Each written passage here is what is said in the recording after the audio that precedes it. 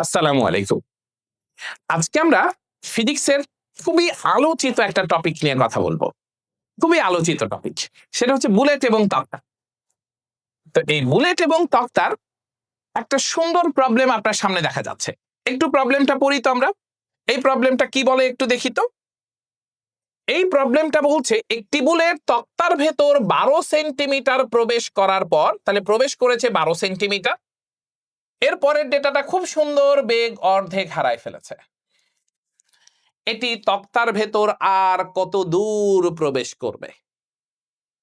এটা problem solve করার অনেকগুলো সুন্দর সুন্দর ওয়ে আছে। লম্বা ওয়ে তো আপনি জানেনই, ত্বরণ বের করবেন, ত্বরণের মান যে বসাবেন, এটা তো লম্বা ওয়ে। তো আমরা এই লম্বা ওয়ের বাইরেও না কিছু কাজ করতে পারি। যেমন আমরা আপনাকে প্রথম, যদি একদম আপনার মেমোরাইজেশন সুন্দর থাকে, আপনার যদি কথাবার্তা অনেক বেশি ভালো মনে রাখার কোনো হয়, আমরা তো ধরেন বাচ্চা চর্চা করতে করতে যেটা হয়েছে যে একই টপিক আপনাদেরকে পড়াই, আমি যখন কথা বলি দেখেন আমি আপনার সাথে শুধু ফিজিক্স নিয়েই কথা বলি। আপনি যখন পড়তে বসেন তখন আপনি তো ফিজিক্স, কেমিস্ট্রি, ম্যাথ, বায়োলজি, আপনি বাংলা, ইংরেজি, বিজিএস এগুলো সব পড়তে হয়। তো একটা মানুষ আপনার বয়সে যখন এতগুলো সাবজেক্ট পড়ে তখন তো তার লোড বাড়বেই। তো সেই সময়ে যেটা হয়, আবার একটা সাবজেক্টের অনেকগুলো করে চ্যাপ্টার। এত কিছু পড়ার ফাঁকে মেমোরাইজেশনটা খুব বেশি ভালো না হলে যেটা হয় যে বারবার আমরা কনসেপ্ট মিস করে ফেলি। তো যদি কারো এই প্রবলেমটা না থাকে, যিনি চর্চা করে এই জিনিসগুলো মনে রাখতে পারেন, তার জন্য প্রথম যে অ্যাপ্রোচটা করছি এটা অনেক সুন্দর, এটা নিয়ে কাজ করা যেতে পারে। বাট যারা একটু এই ধরনের জায়গার চেয়ে এটা পছন্দ করেন যে একবার কনসেপ্ট বিল্ড আপ করব আর তারপর সারা জীবন এই ধরনের অঙ্কগুলো ভেঙে ভেঙে খাবো, তাহলে তার জন্য আমরা আজকে একটা ভালো ওয়ে বলে দিব। ঠিক আছে? তাহলে আসেন তো দেখি এই কাজটা কিভাবে করা যায়। তো এইটার জন্য আমরা সর্বপ্রথমই যে কাজটা করতে চাচ্ছি সেটা হচ্ছে, এই যে ধরেন এইটা হচ্ছে আপনার সেই বুলেট, কি বলে, উডেন পিসের থিকনেস। এখন আপনাকে বলছিল একটা বুলেট যদি এইখানে ইউ বেগে আঘাত করে, তাহলে এক্স দূরত্ব প্রবেশ করার পর যদি বেগ 1/n গুণ হয়, নট হারায়, এখানে হারায় আছে, আমি হারানোটা বলছি না, যদি হয় এক্স দূরত্ব প্রবেশ করার পর, মনে করেন এই যে এক্স দূরত্বটা প্রবেশ করলো, এই এক্স দূরত্ব প্রবেশ করার পর এটার বেগ হয়ে গেল 1/n গুণ, তাহলে ভি এটা হইল বাচ্চা ইউ বাই এন, যেখানে এন অবশ্যই ইজ গ্রেটার দ্যান 1, কারণ এর ভেতরে প্রবেশ করতে থাকলে বেগ কখনো বাড়বে না। যদি বেগ 1/n গুণ এন অংশ হয়ে যায়, তাহলে এটা আর কত দূর প্রবেশ করবে এটা যদি আমরা বের করতে চাই, অর্থাৎ আর কতটুকু প্রবেশ করার পর বেগটা শূন্য হয়ে যাবে, এটা যদি আপনি বের করতে চান, এই যে কোথায় যে বেগটা শূন্য হয়ে যাবে এটা যদি আপনি বের করতে চান, তাহলে একটা ছোট্ট কাজ আমরা করতে পারি। সেটা হচ্ছে ওই যে ত্বরণ টরণ অ্যাপ্লাই করে টোরে যে জায়গাগুলো আছে সেটা নিয়ে আপনারা কথা বলতে পারেন। তাহলে এইটুকু দূরত্বকে আমরা এক্স বললাম আর এইটুকু দূরত্বকে আমরা ওয়াই বললাম। আমরা এক্স যদি দেওয়া থাকে, ওয়াই যদি বের করতে হয় তাহলে খুব সহজেই বের করা যায়, কারণ যেহেতু একই তক্তা, তাই প্রতিটা জায়গায় একই বাধা দানকারী বল কাজ করেছে, তাই প্রত্যেকটা জায়গায় ত্বরণ সমান হবে। আর এই ত্বরণ সমান হওয়ার কারণে আমরা এই ওয়াই সমান যেটা বলে থাকি সেটা হচ্ছে x divided by n square minus 1। But মনে রাখতে হবে এখানে কিন্তু বেগ 1/n গুণ হয়, তাহলে পারে এটা ভ্যালিড, তাছাড়া কিন্তু এটা ভ্যালিড না। এটার ভ্যালিডিটি তাহলে কি ছিল একটু মার্ক করে দেই। এটার ভ্যালিডিটি ছিল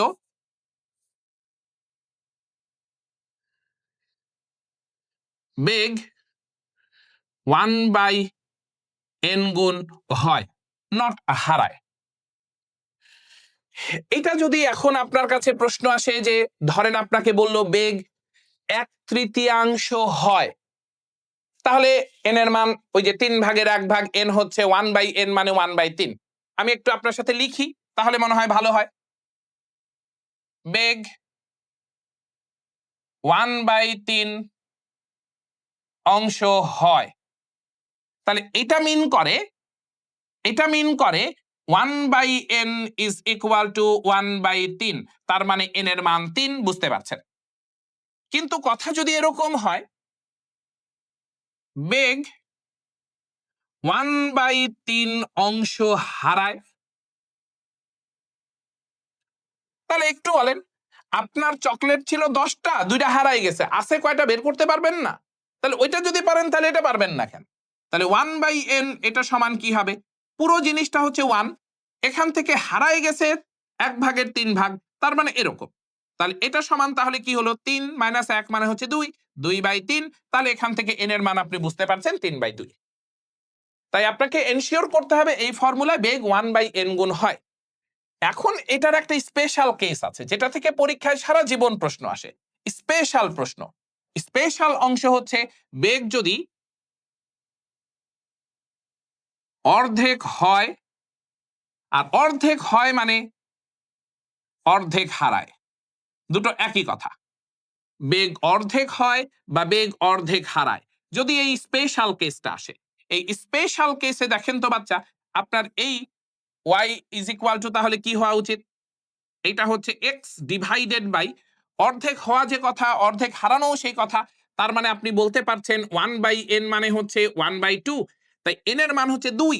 তাহলে 2 এর বর্গ করলে কত হয় দেখেন, এই দেখেন 2 এর স্কোয়ার মাইনাস 1, তার মানে 4 - 1 মানে 3।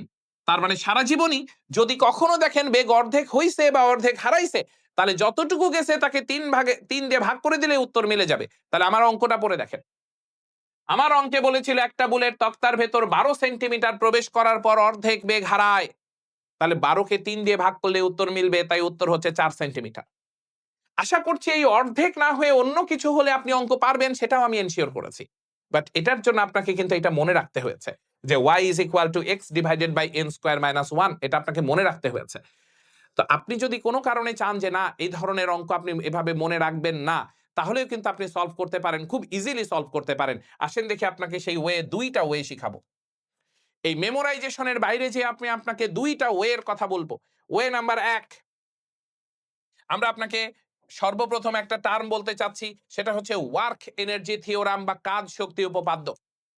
ওয়ার্ক এনার্জি থিওরাম বা কাজ শক্তি উপপাদ্য বলে কোন বস্তুর উপর ফলাফল বল বা নেট ফোর্স দ্বারা কৃত কাজ বস্তুটির গতিশক্তির পরিবর্তনের সমান।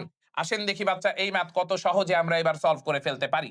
দেখেন, কোনো কিছু মনে রাখতে হবে না, এই যে জাস্ট এই কথাগুলো একটু হিসাব করলেই হবে। এইখানে বেগ ছিল ইউ, আমরা মনে করে নিলাম এক্স দূরত্ব প্রবেশ করার পর এটার বেগ হলো 1/n গুণ, তার মানে এখানকার বেগ হয়ে গেল u/n। আপনি বলতে চাচ্ছেন এটা আর কত দূর প্রবেশ করবে, তার মানে কোথায় যেয়ে তার বেগটা শূন্য হয়ে যাবে, আপনি এইটা বলতে চাচ্ছেন। তো পুরো জায়গায় তো বাচ্চা একই জিনিস বাধা দিয়ে গেছে, তাই না? একই তক্তা বাধা দিয়ে গেছে, তাই বাধা দানকারী বলটা তো সমান। আমরা তাহলে এগুলোর একটু নাম দিয়ে দিলাম। এই পয়েন্টের নাম দিলাম এ, এটার নাম দিলাম বি, এটার নাম দিলাম সি। এখন কিচ্ছু নাই বাচ্চা, আমরা শুধুমাত্র একটা ছোট্ট ডেটা আপনার সাথে এনশিওর করব, সেটা হচ্ছে কোন বস্তুর উপর ফলাফল বল দ্বারা কৃত কাজ বস্তুটির গতিশক্তির পরিবর্তনের সমান। তাহলে একটু খেয়াল করেন, ফলাফল বল দ্বারা কৃত কাজ বস্তুটির গতিশক্তির পরিবর্তনের সমান। তাই এখান থেকে মনে হয় আমি আপনাকে খুব সুন্দর করে বলতে পারি, আপনি যদি এবি অংশের উপর কাজটা বের করেন, তাহলে এবি অংশের উপর এই যে এই দিকে বুলেটের উপর বল প্রয়োগ করেছে কতটুকু, এফ ইন্টু এফ, আর কাজ হয়েছে কত, এফ ইন্টু এক্স। গতিশক্তির পরিবর্তন সব সময় বড়টা মাইনাস ছোটটা নেবেন, বড়টা মাইনাস ছোটটা। তাহলে বড় বড় হচ্ছে ইউ, মাইনাস ছোট ছোট হচ্ছে এটা, এটার বর্গ করলে কত হবে, u square by n square. একটু কষ্ট করে ইউ স্কোয়ারটাকে কমন ফ্যাক্টর নিয়ে নেন, তাহলে এটা দাঁড়াবে 1 মাইনাস 1/n স্কোয়ার। তাহলে লসাগু করলে হবে n square minus 1 divided by n square. ওই যে 2 গুণ 3 গুণ অর্ধেক, 2 গুণ হারায়, 3 গুণ হারায়, যা হবে খালি ওই হিসাব নিকাশ করে এখানে বসাবেন।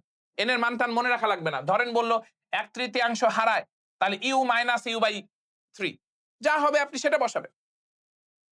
এবার যদি আমি পরের অংশে বলি, তাহলে f into y half m into বড়টা মাইনাস ছোটটা, বড়টা হচ্ছে u square by n square, minus ছোটটা হচ্ছে 0।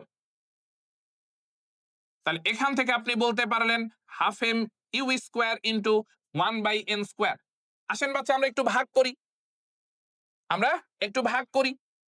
তাহলে আমরা যদি এখন একটু ভাগ করি, তাহলে এটাকে এটা দিয়ে ভাগ করে দিলাম, তাহলে এটাকে এটা দিয়ে ভাগ করলে এফ এফ কেটে যেয়ে থাকবে ওয়াই ডিভাইডেড বাই এক্স। এটাকে এটা দিয়ে ভাগ করলাম, হাফ এম ইউ স্কোয়ার চলে গেল, তাহলে উপরে ছিল 1/n স্কোয়ার, নিচে ছিল n square minus 1/n square. আপনি তাহলে আপনার উত্তর পেয়ে গেছেন y is equal to x divided by n square minus 1।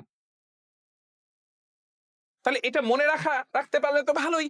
আর মনে না রাখতে পারলেই যে অঙ্ক এইভাবে করবেন, এই যে একটা ডেটা কোন বস্তুর উপর ফলাফল বল দিয়ে যে কাজ হয় তার গতিশক্তির পরিবর্তনের সমান, তারপর অঙ্কে 2 গুণ হারাইছে না, কি সরি, কতটুকু হারাইছে, অর্ধেক হারাইছে না 3/1 হারাইছে না 50% হারাইছে, যা হইছে লিখেন, ডেটা বসান, অঙ্ক এমনি হয়ে যাবে।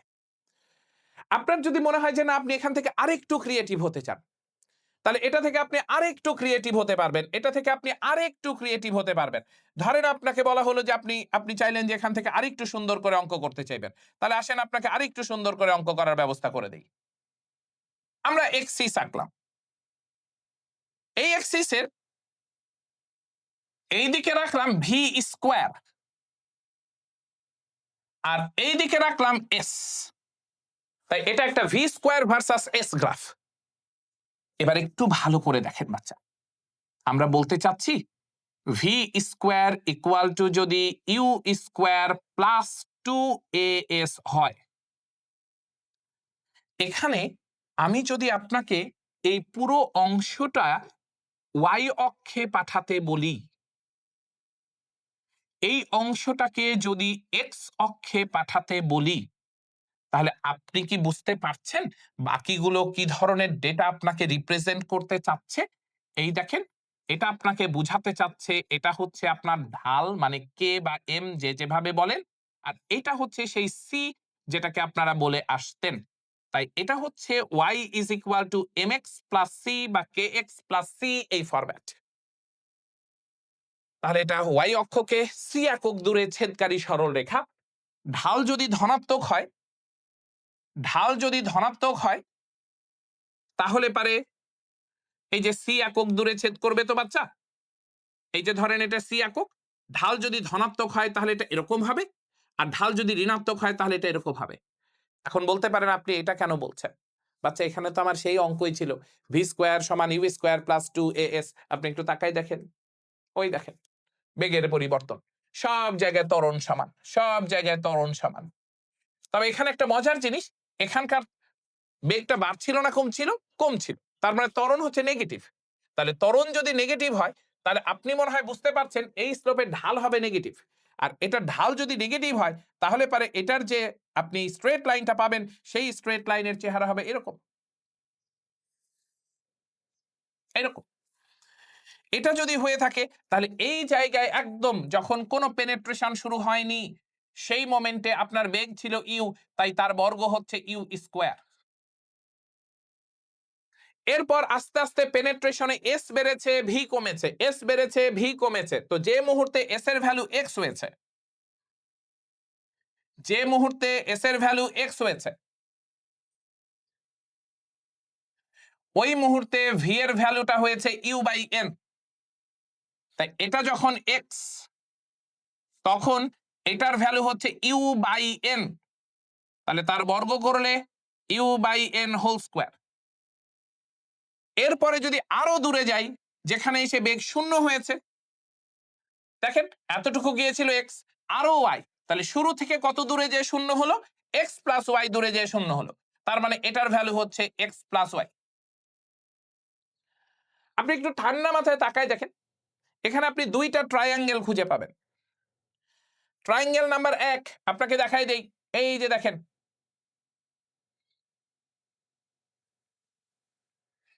এই দেখেন ট্রায়াঙ্গেল নাম্বার 1 বড়টা। ট্রায়াঙ্গেল নাম্বার 2 দেখেন, ভালো করে তাকায় দেখেন, এই দেখেন এই বাবুটা, পিচ্চিটা, এই যে পিচ্চি। এই দুটো ট্রায়াঙ্গেল না বাচ্চা সদৃশ বা সিমিলার। তো এরা যদি সদৃশ বা সিমিলার হয়, তাহলে অনুরূপ বাহুগুলোর অনুপাত সমান। এখন আমাদের কাজ হচ্ছে খালি অনুরূপ বাহুগুলো খুঁজে বের করা, তাহলেই কাজ শেষ। তাহলে একটু খেয়াল করে দেখেন তো বাচ্চা, এই ট্রায়াঙ্গেলের এই যে বড় ট্রায়াঙ্গেলের এই অ্যাঙ্গেল আর ছোট ট্রায়াঙ্গেলের এই অ্যাঙ্গেল সমান। তাহলে বড় ট্রায়াঙ্গেলের এই অ্যাঙ্গেলের অপোজিটে যে বাহু আছে সেটা হচ্ছে পুরাটা। তাহলে এই পুরাটা যদি বড় ট্রায়াঙ্গেলের অপোজিটে হয় তাহলে পুরো বাহুর দৈর্ঘ্য হচ্ছে এক্স প্লাস ওয়াই। আর এটার সমান কোণ হচ্ছে এইটা। এটার অপোজিটে যে বাহুটা আপনি দেখতে পাচ্ছেন এই যে এই জায়গাটুকু, তাহলে এটার অপোজিটে আছে এই জায়গাটুকু, এইটুকু হচ্ছে ওয়াই। তাহলে আমরা যদি এরকম করি তাহলে একটু খেয়াল করে দেখি তো বাচ্চা কি লেখা যায়।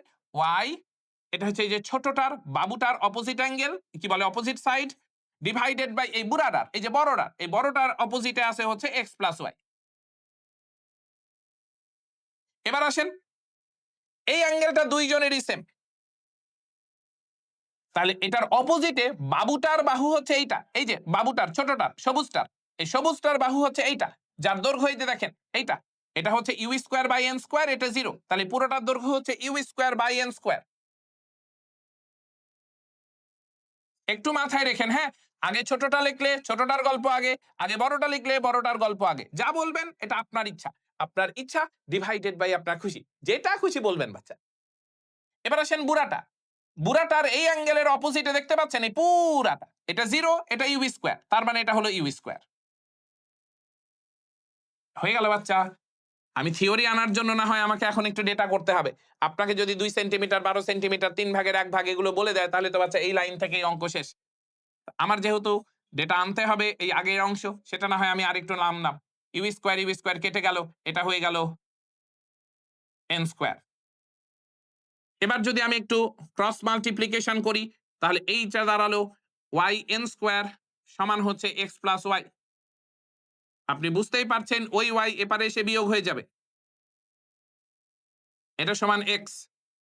ওয়াই যদি কমন ফ্যাক্টর নেওয়া যায় এন স্কোয়ার মাইনাস 1, তাহলে ওই যে ওয়াই সমান দেখেন কি দাঁড়ালো x divided by n square minus 1। মজা না? তাহলে এরকম গ্রাফে কেউ অঙ্ক করা যায়। আমরা ছোট্ট করে যদি ধাম করে গ্রাফটা এঁকে ফেলি, আমি তো থিওরি আনার জন্য বাচ্চা এতখানি অঙ্ক করা লাগছে।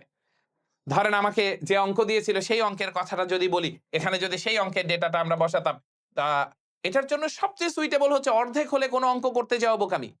যদি কোনো কারণে অর্ধেক হারায় বা অর্ধেক হয় তাহলে যতখানি প্রবেশ করছে তারে 3 দিয়ে ভাগ করে উত্তর মিলানো, দিস ইজ দ্য স্মার্টনেস। যদি আপনি না পারেন তাহলে আপনি পড়াশোনার ক্ষেত্রে এই পার্টিকুলার টপিকে সময় কম দিয়েছেন, ওটা হচ্ছে অ্যাবসোলিউট ইস্যু।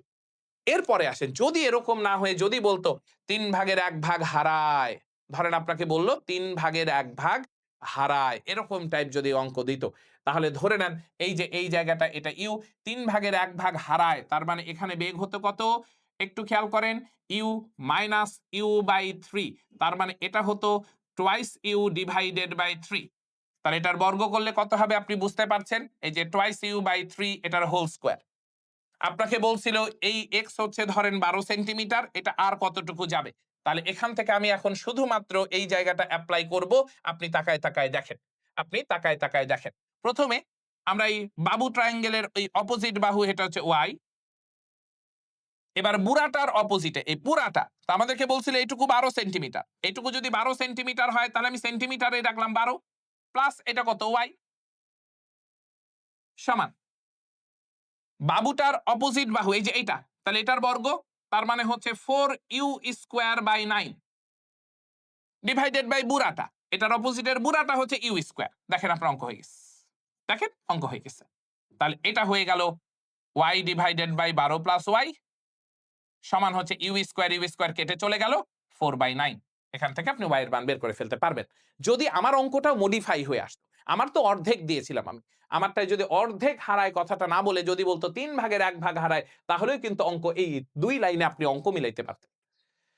একটু যদি টেকনিক্যাল হওয়া যায় তাহলে এরকম অনেক মজার মজার প্রবলেম সলভ করা যায়। তাহলে আসেন তো দেখি আমরা অরিজিনাল ট্র্যাকে ফিরে যাই। আমরা বলছিলাম এই অঙ্কটার কথা। তাহলে এই অঙ্কের সবচেয়ে স্মার্ট গল্প যেহেতু অর্ধেক বলেছে আপনি 3 দিয়ে ভাগ করে উত্তর মিলাবেন, এটা খুবই স্বাভাবিক, এটা ছাড়া করতে গেলে বোকামি।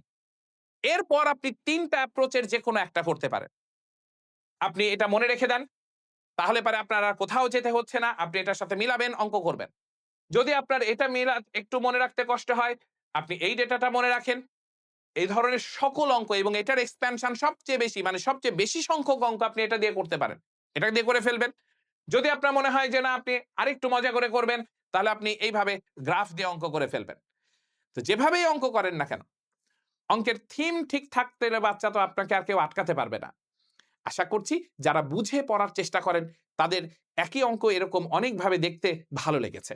তো আপনার এই ভালো লাগা থেকে যদি আর কয়েকটা অঙ্ক আপনি নিজে সলভ করেন, তাহলে সম্ভবত আমাদের এই প্রচেষ্টাটুকু সফল হয়। আমরা চেষ্টা করব আপনাদের ভাবনা চিন্তাগুলোকে একটু কিভাবে আপনাদের কাছ থেকে আপনাদের মতো করে গুছিয়ে দেওয়া যায়।